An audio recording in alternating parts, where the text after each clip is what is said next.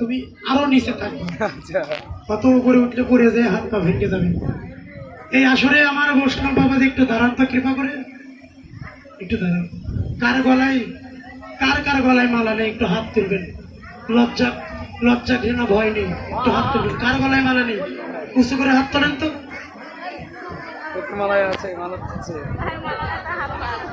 আমার এই মায়ের হাত তুলেছে, এনার গলায় মালা নাই।